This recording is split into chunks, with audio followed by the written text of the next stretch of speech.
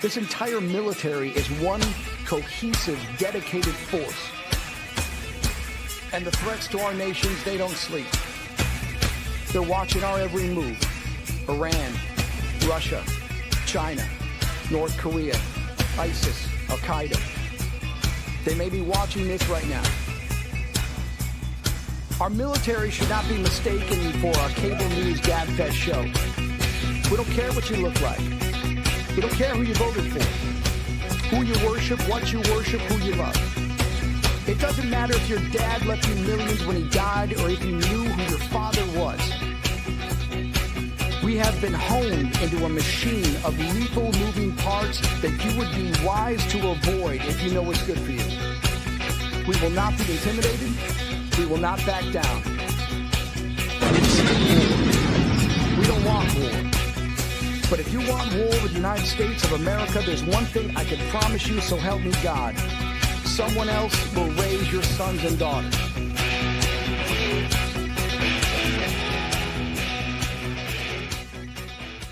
Opinions expressed in this program are those of the speakers and do not necessarily reflect the views or positions of any entities they represent. Welcome to the From Pain to Purpose radio show. I'm your host, Eva Fulton. In this show, we explore the incredible journeys of resilience, healing, and transformation. In each episode, we will sit down with individuals who have faced unimaginable struggles and turned their pain into power, heartbreak into hope, and their challenges into meaningful change and finding new purpose in life. Through candid conversations and inspiring stories, we will uncover how pain, whether emotional, physical, mental, or spiritual, can be the catalyst for profound growth and a deeper sense of purpose. So if you are looking for motivation, insight, and real stories of triumph over adversity, you're in the right place. Let's get started on this journey from pain to purpose. Let's give veterans a voice through military broadcast talk. Hey, good afternoon, everybody. Whoops, I guess I ought to realize the mic is not very close to me. Hopefully that sounds a little bit better. Phone is away from the mic, so sometimes there's these little technical things that we have to remember on hosting a radio show.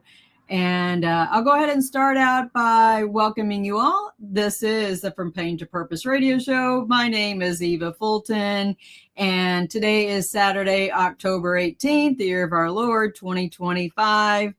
And yes, I am sitting here with wet hair. I went on a hike this morning, afternoon, I guess, and did it as fast as I could. I did my 10 miles and it was just a down and back, no heavy pack. And I love being able to get out and move when the weather is cooperating and nice. It's been pretty cool up here in the Northeast lately.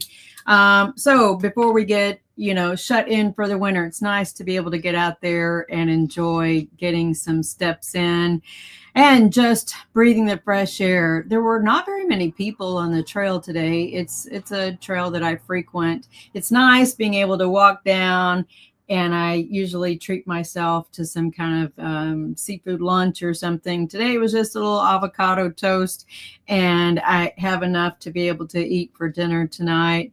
But it's pretty, it's nice to be able to have a goal that you can work towards and getting those steps in. Just being able to feel good. Still on furlough for those that are tracking that side of things. So yeah, 18 days into furlough. Yesterday I spent a lot of time on the computer, just, piddling, just doing some other stuff that I have on my bucket list or to-do list of things that I've had to do for a while, and just, stopping to do those. So it's nice having some of this extra time, although I'm not used to really having all of this extra time on my hands.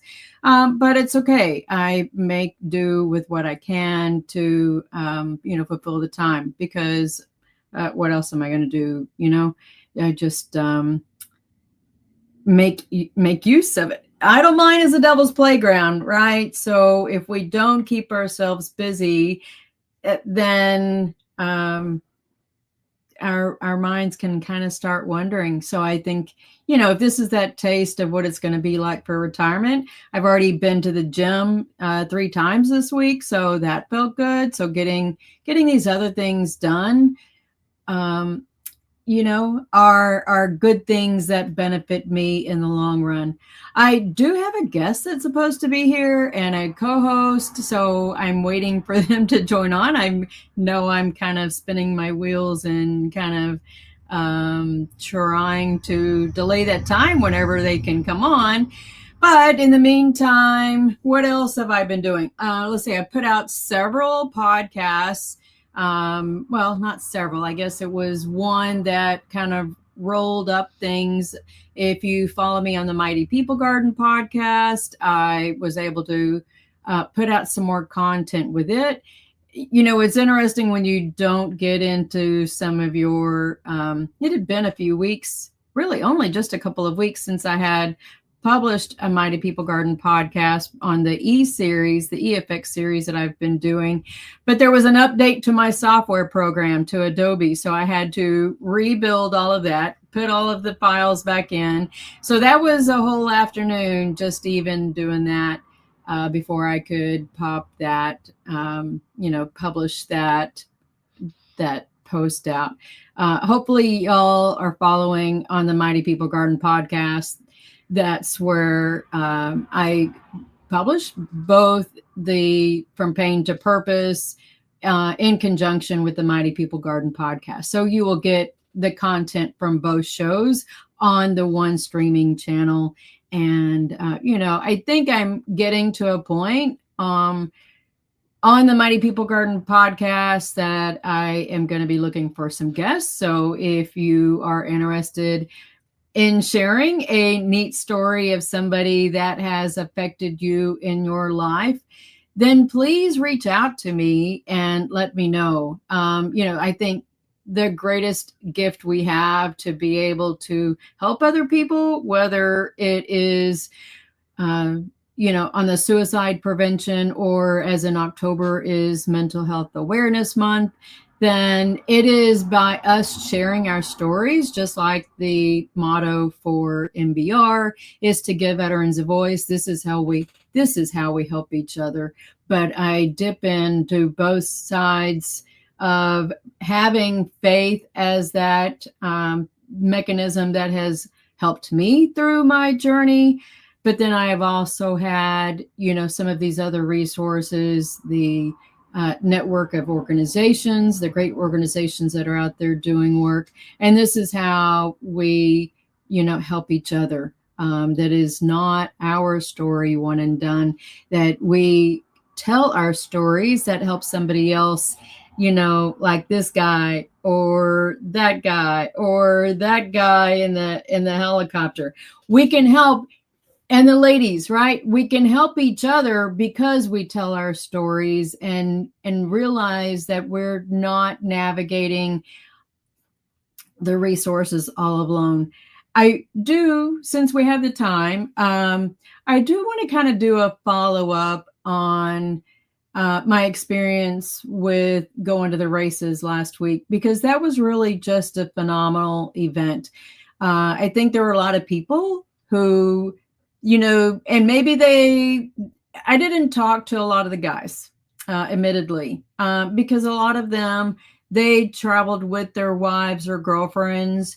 And I, you know, am not one of those people that goes and, you know, tries to talk to people in a way. I know that some, how do I say it carefully? I don't put myself out there in a way in such that somebody's going to interpret that I'm trying to hit on them, because that's not me. So it's interesting in having conversations with people. For some, that is the first time that they have been around veterans since they got out of the military. And hold on, let's see. I don't know if Daryl, you can hear me. No, you're not backstage. I think you are, you're on the wrong one.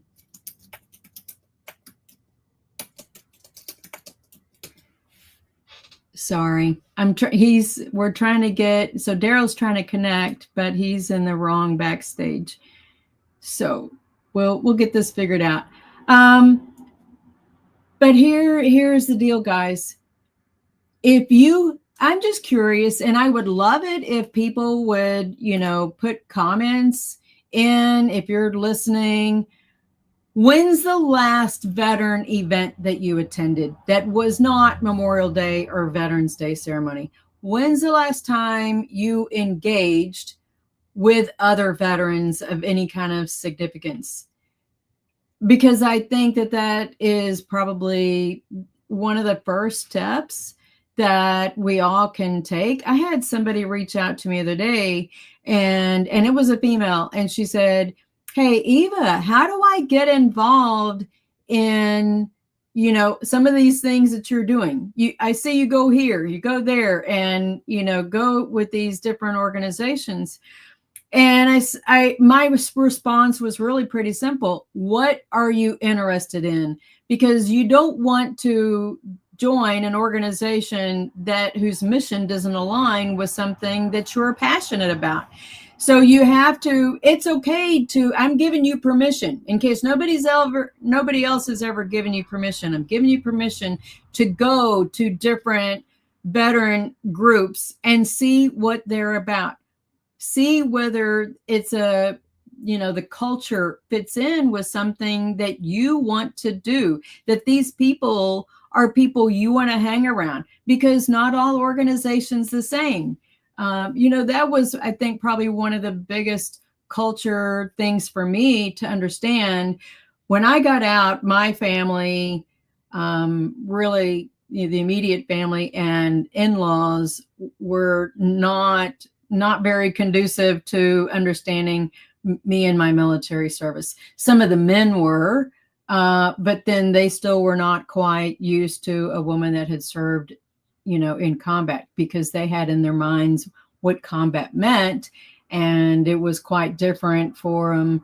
What my experience was probably compared to some of the people who served in Iraq and Afghanistan. And I'm not trying to dismiss anything about what my service was about. I'm just saying there are preconceived notions about females being in combat and what that means because of some of their experiences. And,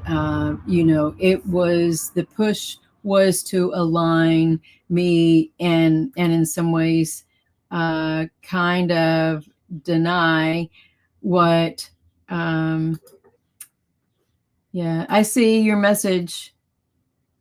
Oh, okay. Well, unfortunately, he's not going to be able to join us too.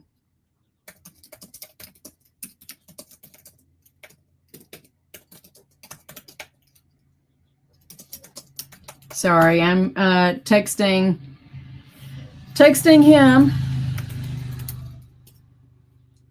All right, so Daryl's not going to be able to join us after all. Sorry, he is a chaplain, and so just know chaplain duty calls, and that's his priority there. So unfortunately, Daryl will not be able to join us. Sometimes that's how things roll, right?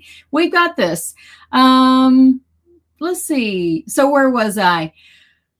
I was getting back to, joining veteran organizations. So I asked this person, what are you interested in?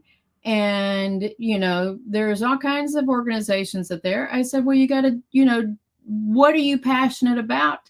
And it came down that she was actually passionate about, talking about benefits. And I said, well, if you join the VFW, we do have a need for a benefits officer at our post. And she joined while we were talking on the phone. And so I'm looking forward to seeing her at the meeting on Monday.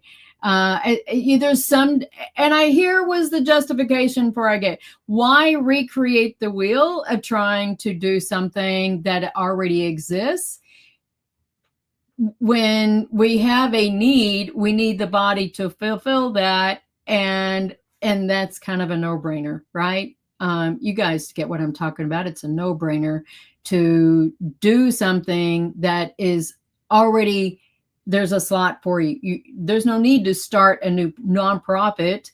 The framework and the training is there to help others along the way. So, all right, just join something that's already existing.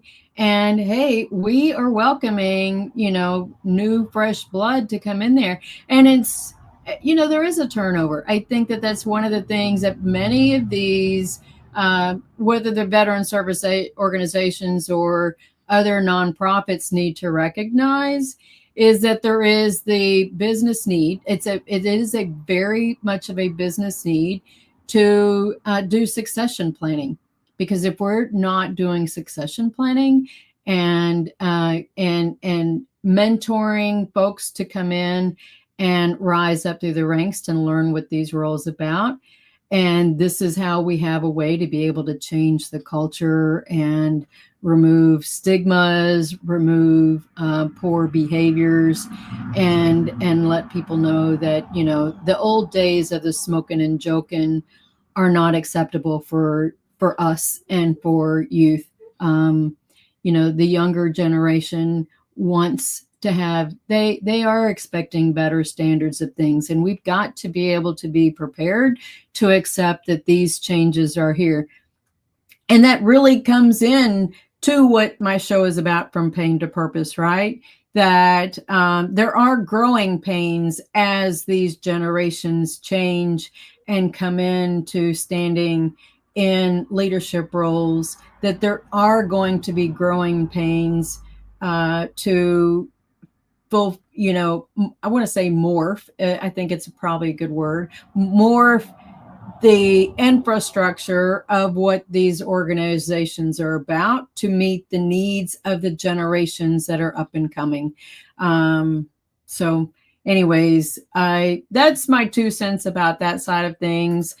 I think the other 2 cents was getting back to one of the guys that I did talk to with that was the first veteran event that he has seen and integrated on a social level with other veterans since he had got out in I think 2017, 2018, somewhere like that. But even still, gosh, that's, 8 years of not being around other veterans and knowing what is the culture. I was really very impressed that everybody was very family oriented. There was no blatant drinking. I mean, they may have been drinking in their, RV or tent or back at the hotel room or something, but that kind of, joking side of things was not there. It was probably one of the most well-run events that I have ever been to. So, Mr. Hess, I'm just giving you some great feedback and letting you know that, man, I really love the Rally for Vets mission and just what you have done with it in the last 5 years. I can't wait to see what the 6th year is going to be like, because, man, it's going to be on fire. So I'm just excited, and I know I've been rambling, guys. Maybe that's just my coming down off of the 10-mile hike on things, but let's go ahead and move into some music with Die Tired. And if you haven't seen, we do have a co-promotion with them, a fundraiser for MBR with Die Tired, and a t-shirt. And let me see if I can go find that link, and I will share it in the chat with you guys, because, man, Die Tired's has been one of my favorite bands since we started seeing some of their videos in here. So anyways, Die Tired, this is The Need to Feed. I'll be right back.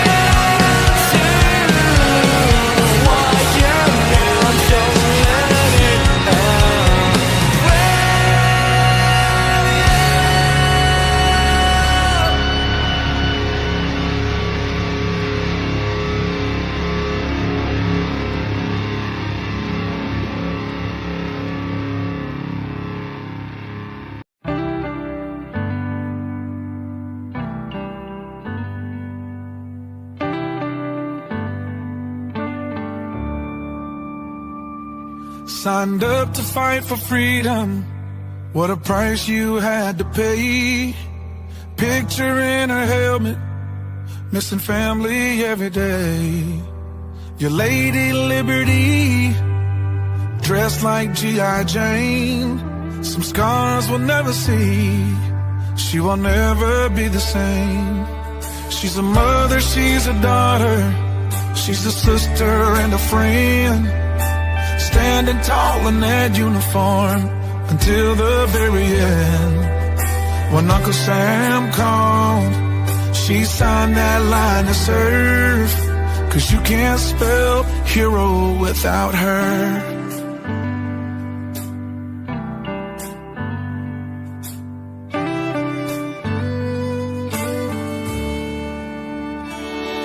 On that old dusty base with the meadows that shine, she's been to hell and back for the stars and the stripes.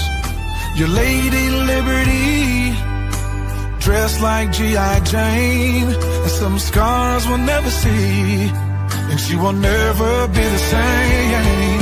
She's a mother, she's a daughter, she's a sister and a friend. Standing tall in that uniform until the very end.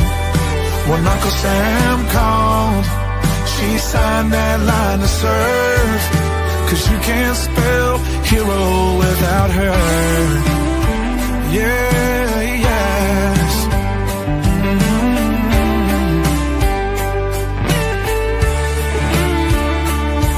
For the ones that didn't make it, we will pause and then we cry. We can still see their smile in every sunrise. She's a mother, she's a daughter, she's a sister and a friend. Standing tall in that uniform until the very end. When Uncle Sam called, she signed that line to serve. 'Cause you can't spell hero without her. 'Cause you can't spell hero without her.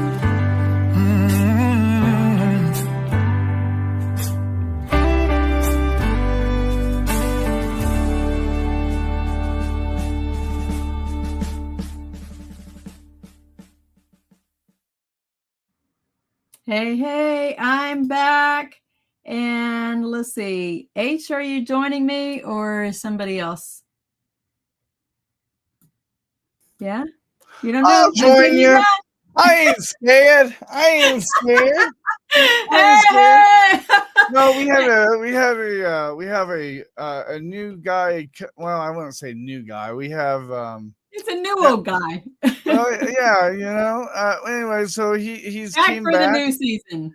Yeah, he's came back, and you know, I was kind of giving him the opportunity if he wanted to jump on. Now, if he jumps on here and in the next few minutes or whatever, then you know, I'll jump off and I'll let him, you know, roll, because that's how we do it here. But you know, when you said, "Hey, 911, I'm out," oh, he said, "I'm out shopping at the moment. What time?" And I'm like, "Now, like in that now." It's all right. It's okay. All right. It's all right. How are you doing? Long time no talk. I know, right? I was just on your show the other day. You know, Dad watches the local news, and I just, you know, I kind of like tuned out the news. All I do is just kind of, all right, what does the OPM app say? Do I go to work tomorrow or not? Right. I don't worry about a lot of the other news. And he goes, you know, I think they said another week or so. But anyways, it's okay. Well, you know, when they were talking about that asteroid or that alien ship that was on the way to the, you know, to the country, and my first thoughts was about that. yeah, I get around. What can I say? But you know, they kept talking about that, and I was thinking about, okay, I only got one question. One question is, do I have to go to work tomorrow? You know, it's like I don't know. That's the only thing that get upset with these influencers is because these influencers they sit They here talk and out of the side of their mouth. they talk, and it's like, okay, what are we doing here? Like, what is the call to action? Or are we trying to scare people? Are we trying to get views? Are we trying to get likes? Like, what are we trying to do? And it's just it's not being political. It's just throwing it out there. Like, everybody knows that there's well, I'm not going to call what it is, but it's there's some protests going on right now, and Right. my question, and maybe you can explain this to me. Like, okay, we're doing this protest. Let's say that there's a protest over Kellogg's Frosted Flakes, not enough sugar on the Frosted Flakes. So we're gonna do a protest. Like, what are we trying to accomplish? There's something that we can accomplish today, and that's what I would talk to you about. We covered a little bit about it on Thursday, but Right.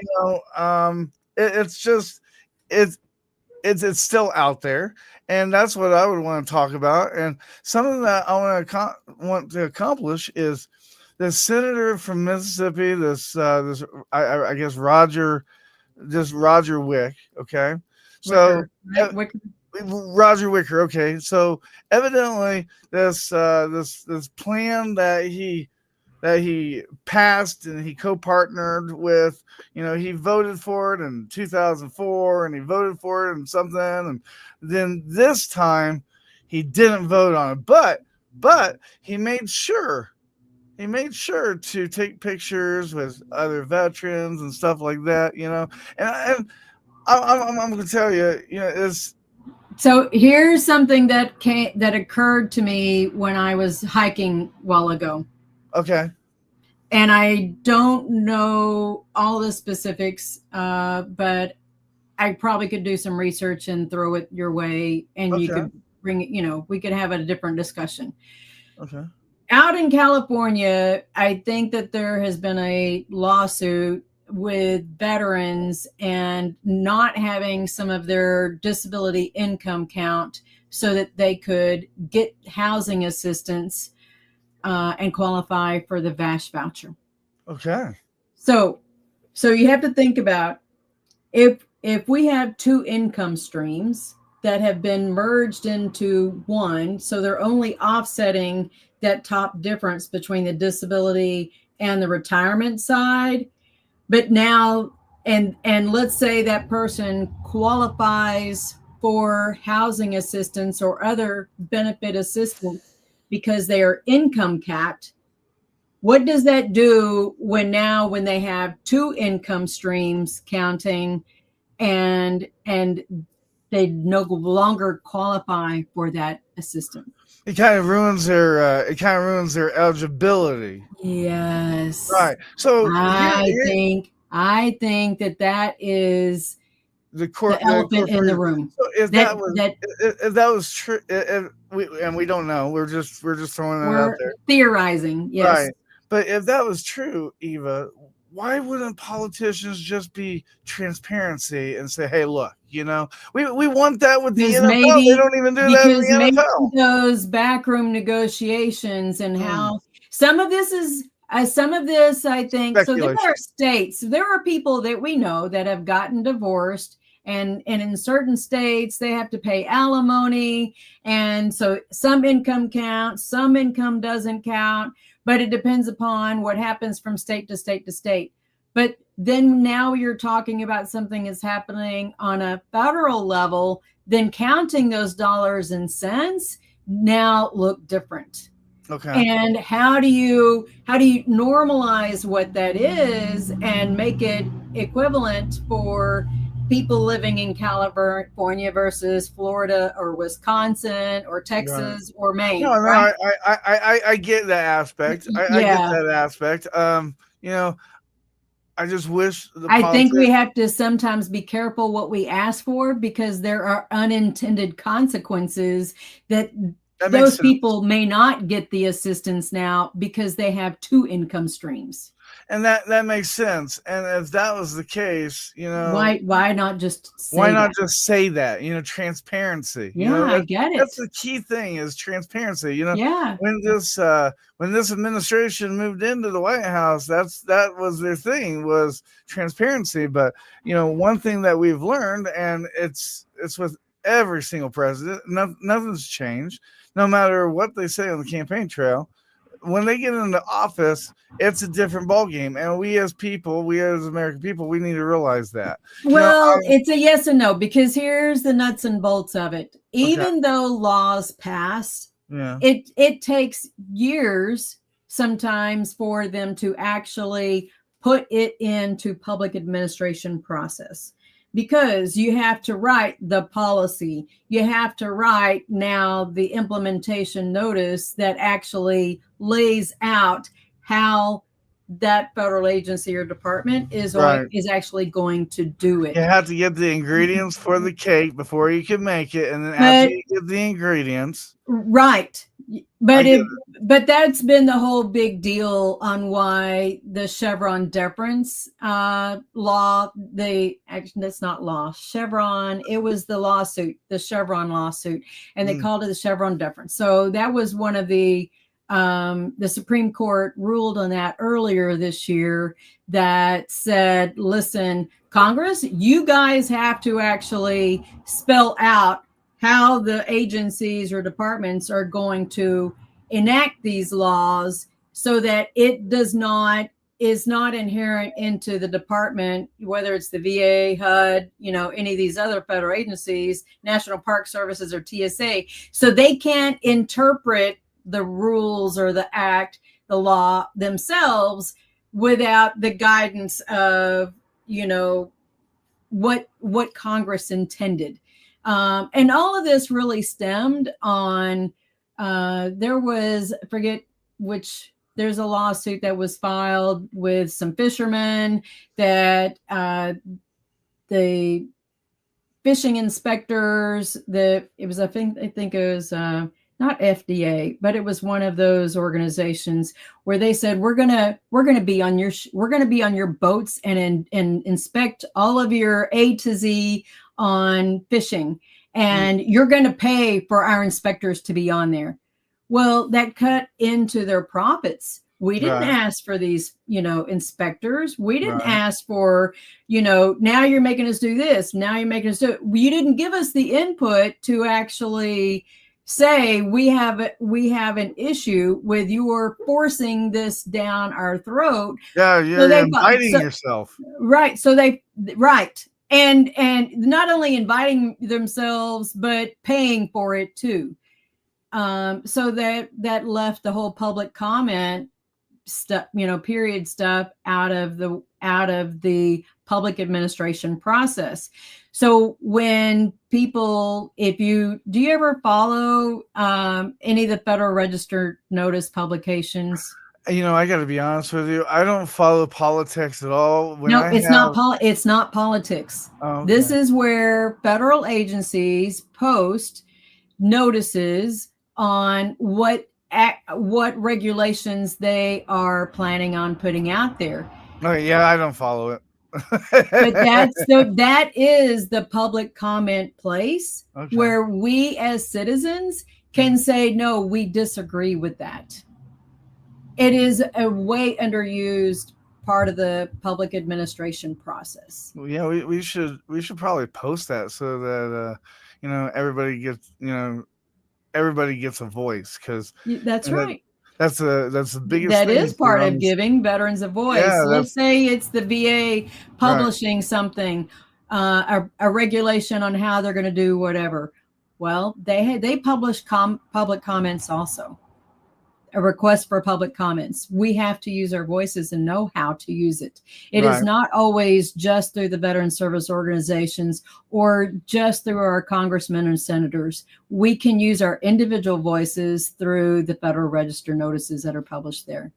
Yeah, we should definitely post that, because today, I got really excited that I did it, because I I can't speak Spanish, but they have this new AI thing now to where you do a video and you can run it through Instagram and you can change it to Spanish. So today I posted a video that a veteran had posted, Okay.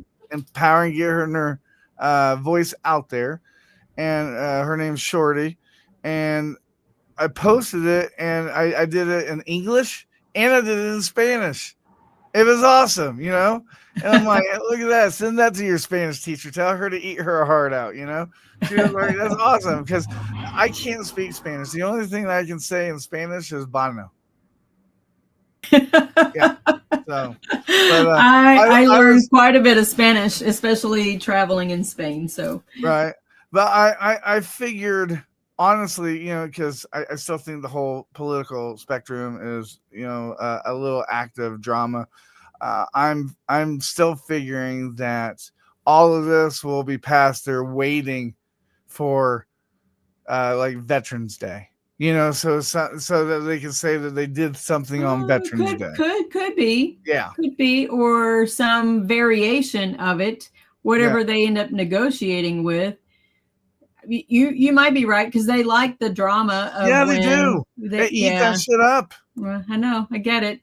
The hard part. I'm on the organizing committee for Veterans Day, and our hands are tied. We're not able to do anything to organize it and prepare for Veterans Day. I struggled. We did stuff during COVID that we hadn't ever done before. Right. I'm concerned, that whatever ceremony we had in Memorial Day was it for the year. Because doing those productions is not easy. I mean, we do a real huge hour and a half long ceremony. It's got all of the pomp and circumstance and keynote speaker and everything. We have the old guard scheduled to come and perform, but we may have to cancel. Yeah. COVID, as much as COVID hurt a lot of people, I think COVID helped empower a lot of people too. Oh, sure. Because like before COVID, it was just a little rinky-dink audio, and NBR then started doing like the video and stuff. And like now, everybody's on fire, with like doing the video, doing the interviews, getting the resources out, getting people more connected with resources. I mean, I talked to you about this before, and I don't think like the veteran suicides have completely like went to zero. We both know that, and I don't think veteran. No, I think those are the Disney numbers. Here's why I say that. Even on the homelessness, and they think that the numbers are going down from there. I could show you places across the country where they are not counting the homeless numbers at all. Okay. Houston does not report that. There's a whole Houston swath from the Gulf Coast, Houston, up through Middle Texas. Yeah. I've looked at the Texas homelessness page and what areas are counted. If you can't say the numbers are going down, except by the fact that they are not reporting them. I see. So if there are places that are not reporting the numbers, or if they're not identifying that they are veteran in those counts, then that's going to skew the numbers. That's been an issue even with the crime data across the country. And I've done research on that even in my PhD program. And that makes sense because I see that they have numbers that they're coming up with like errors for like the census and stuff like that. Yeah. I'll admit, we can't even get the voting rolls right. We still have people who are 150 years old on the voter rolls. I've seen the data. I did that in my second master's program. It was a Master of Arts in Public Leadership. I have seen voter rolls in Pennsylvania that there were hundreds of people that were 120 years old. It's like, wow, are you kidding me? Are you kidding me? I've seen 120 guy, but he was on TikTok, and I don't know if that was AI or not. So I haven't met anybody that's over 104, 104. But yeah, anything I guess is possible. But yeah, 120. I know exactly where you come from.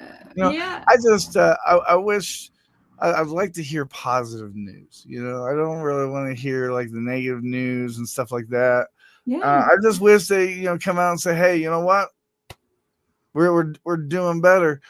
The only thing that I know is here in Colorado, and I was talking to Mohawk about this. Here in Colorado, when I'm looking around and stuff, I see less Colorado veterans like depressed or talking about taking their life.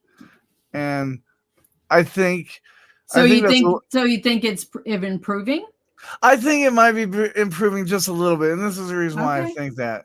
What other than MBR, what other platform right now is like skyrocketing? Every time you go on there, they're always doing a live. They're always, people are always talking. It's like a group session, and of course, there's going to be drama. I mean, there's drama in the hospital, but every time you go on a live, just scroll through TikTok, there's always people talking. And they might not have like a show like here on MBR, but the important thing is that you're getting the veteran talking, because if the veteran's talking, he's not thinking. And that is where that's where the disconnect comes, is you start thinking.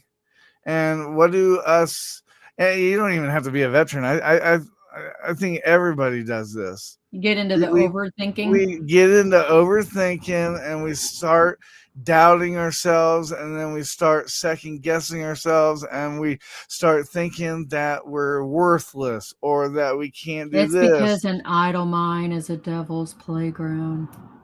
Why do you think as privates they kept us busy doing stuff?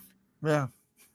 Because they knew that an idle mind was a devil's playground, that we were going to be missing home, that we were going to be missing the burger back home, that we were going to be missing the girlfriend or the boyfriend back home. An idle mind is a devil's playground. That's true. Nothing has changed. So if people are wallowing in that misery, in that from pain to purpose thing that I talk about with the 4 pillars on the chair, when one of those legs starts weakening, then we start having more problems. Right. I was talking to a health coach yesterday for an hour. He said he uses 10 pillars. Oh, wow. I know. I was like, man, really? That's a lot. I mean, because I think a lot of people, they do good with remembering 3 or 4, not trying to. Well, I was going to say, 10. Does he have a cue card? He had a whole list. He was listing out a whole bunch of them. Oh, and but as he was listing them out, I was like, okay, those 2 fall under physical. Those 2 fall under mental. He was giving some of the subcategories their own individual, but that to me ends up being like too many balls you're trying to juggle. He turned Cliff Notes into a novel. Yeah. We got to keep it simple. You really do. You really do, because, we failed to realize that everybody's not mentally the same stability as we ourselves are. And that's everybody. Just like we failed to realize, like when we go to a hotel or go to like a shopping mall, we're thinking, okay, well, the internet's going to be just as good or strong as what we have at our house. And then when you get to the mall or you get to the hotel, you're like, oh, this internet's cricket, this sucks. But we don't think about that. We don't think about that because we're too much in our own bubble, and we're just we're worried about us. And and when we go out into society and somebody accidentally, like, hey, it happens when you're driving a blind spot. You pull in, a little into the lane, and the person like waits until you hit them, and if you don't hit them, then they honk the horn, and it's like, really? Oh, they wait for it. They know They the wait for it. They're like, scam oh, on wait for it. I just want to. I accidentally rear-ended somebody in downtown Fort Worth a while back, and she took it to lawsuit. And her mother was even in the deposition thing, right, to meet with, and my insurance gave me an attorney, and her insurance was there with an attorney, and her mom walked out.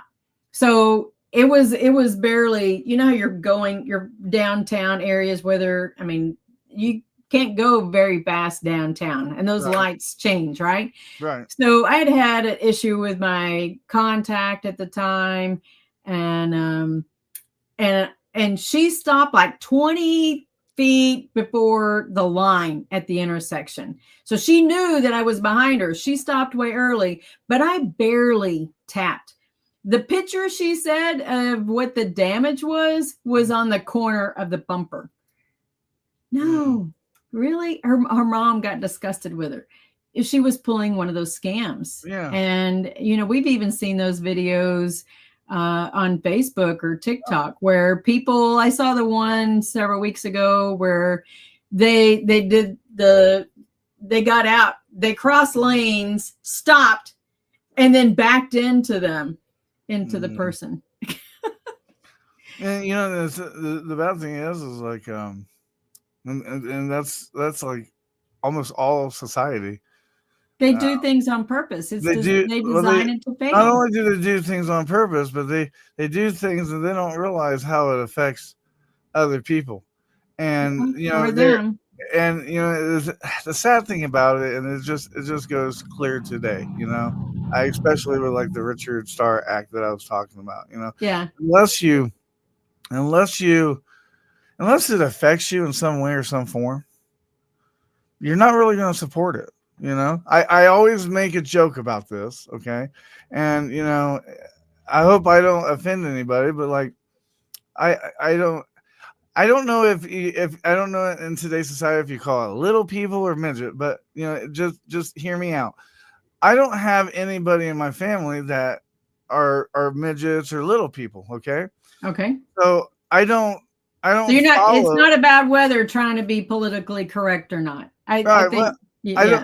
I don't follow midget wrestling. Okay. I don't follow midget wrestling. I don't go watch midget wrestling, because I don't have any friends or family that are midgets. But if I did have you can't appreciate it. Right. Right. Exactly. And I think sometimes we need to understand that, like before I started the whole nonprofit thing, I used to get so mad when I went somewhere and they didn't donate to my nonprofit, and I realized that there's so many nonprofits out there that, each nonprofit, I mean, it's like a logo. They're all the same to somebody else. It's not going to mean as much to them as it does you, because you're the one that lives it. You're the one that supports it. Right. But what you can do, and I strongly encourage every nonprofit, everybody to do this, is instead of selling them the idea of donating to the nonprofit, embrace them with the nonprofit, show them, hey, look, this is what we got doing, encourage them. Hey, look, check this out. This is what I just did. This is what we're bringing. Look at how we're growing.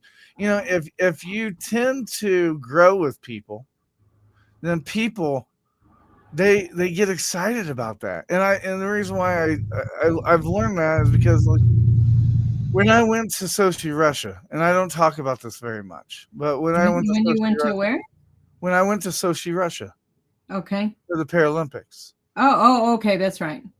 When I went to Sochi, Russia for the Paralympics, like I would share my journey. I would share with friends and family, like, okay, I did this tweet. I just opened up Twitter. I had like maybe 30 followers. I did one tweet, and the next thing I know, I've got like 5 million tweets. And I'm like, oh shit, I gotta be careful what I post now, because what I'm saying is actually going across the pond, Right. When you're on that platform, you have to worry about what you're saying, because you could really damage some community relations and stuff, turn it into a Denver Bronco and Jets game where you're putting the whole London football experience on backload for 25 years. Oh, that was a terrible game. I slept through the first quarter, but it's really important that you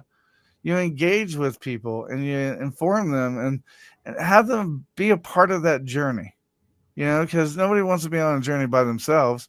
And when you're on that journey, I mean, every single day something comes out with like MBR, the coloring pages, like the IMDb that we're creating. Right. I bring that up to the hosts and the DJs in the forum so that they see that we're growing, Right. and they get excited because we're getting excited. So I just strongly encourage that to everybody. There's a sneak thing, a sneak release on this. Daryl and I are working on a new show. Yes, yeah. We're working on a new show. We're so excited about it. So just but I dropped a couple of links out here, folks. Yes. Yeah, you want to talk about these? Sure, the first sure. one is the, where did it go? Reads Across America. Talk about that.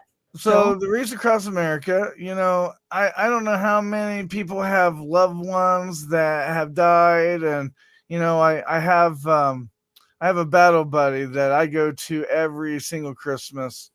I go to his grave. I actually have it like written down. I got 3 battle buddies, and me and my wife, we always go to those battle buddy graves. And I even tell everybody, hey, look, I'm already there. Send me your veterans thing, because sometimes people just can't make it to that gravestone. I know. Yeah. Sometimes people do not live in that same area. And, my friend Joe Adams, his sister Casper, she's in Florida, and she's not going to fly all the way there to lay a wreath down. And I don't blame her. I mean, you just don't do that. But what I do is, she buys a wreath, and I go, and not only do I put a quarter on the gravestone, but I also do a salute.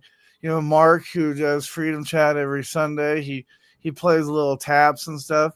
And we give kind of like a military honors to that veteran. And it's really nice when, you pay $17 for a wreath, and somebody, you might not know them, but somebody is going to play taps. Somebody's going to do some kind of honors for your veteran at that gravestone.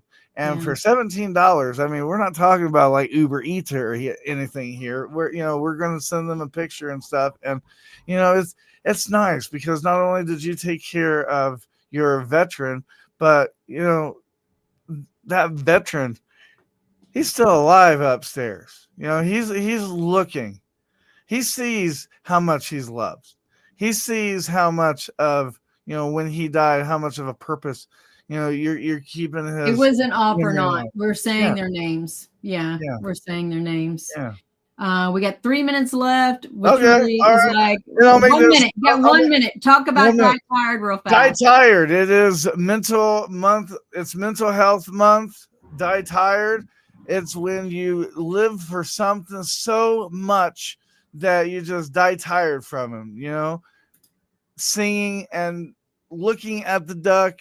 It is a win-win. We did collaboration because, we want to remind everybody that everybody goes through a hard time. It's okay not to be okay, but just keep on looking at that duck. Look at that smile. And remember, everybody, just like a duck, you can weather any storm. Yeah. So that's one of the reasons why we joined forces with Die Tired. It's an amazing band.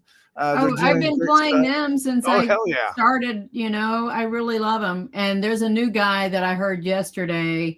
that I have to see. He produced his music AI.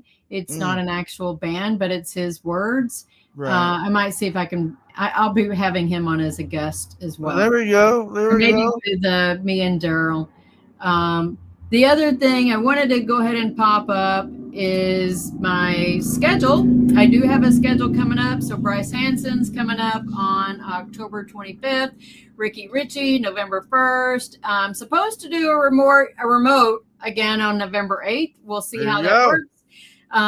Brian Gibson on November 15th and Doug Peterson, November 22nd. Is Brian Gibson related to Debbie Gibson? I doubt it. Okay. All right. Just checking. Yeah. So I've got most of all November booked. I am working on a few other people and that's fantastic. And I tell you what, you should try to. There's some DJs that are trying to come Christmas time. Oh, yeah. December 3rd. We're doing the Christmas baskets for the veterans. You should try to come out there, Eva.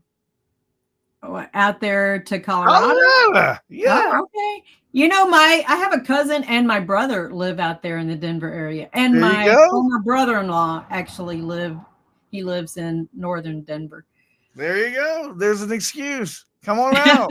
We'll see. Let's have some fun. We'll see. I'm already booked for Christmas back in Texas. I haven't seen my kids since July. So anywho, anyways, for some reason, Roku is having an issue.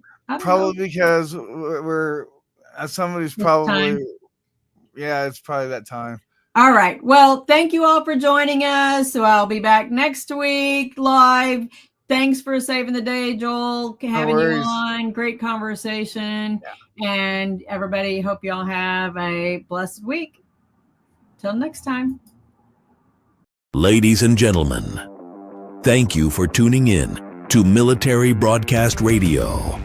As we wrap up today's show, we want to remind you that the podcast of today's episode will be available right after we go off the air. So if you missed any part of the show or want to listen again, be sure to check it out. And remember, we're here to support and honor our veterans. Your stories and experiences matter, and we are committed to giving you a platform to share them. That's right. We're here to give our veterans a voice. So don't forget to catch the podcast and stay connected with us. Giving our veterans a voice.